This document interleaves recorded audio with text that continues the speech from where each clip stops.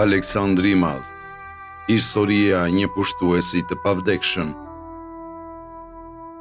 Një natë vere, në vitin 356 para erëson, një zjarr përpiu tempullin e madh të Artemitës në Efes. Legjendat thonë se ajo natë ishte ndryshe. Një augur i keq, thanë profetët, një shenjë se diçka e madhe po ndodhte në botë. Të njëjtën natë, në Pella, kryeqyteti i Maqedonisë, lindi një djalë që do të sfidonte kufijtë e botës. Ai fëmijë do t'i quajë Aleksandër, biri i Filipit dhe Olimpias, ose siç besonte nëna e tij, biri i vet Zeusit.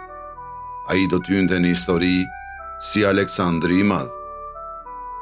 Aleksandri i Madh është një nga figurat më të lavdishme dhe më të diskutueshme të historisë. Një strateg i pamposhtur, një gjeni ushtarak, një pushtues i pamëshirshëm apo një vizionar që bashkoi botën. Disa e quajnë hero, të tjerë tiranë të pangopur për pushtet. Por, cila është e vërteta? Në këtë video do zbulojmë përse Aleksandri është ende një figurë kaq kontradiktore.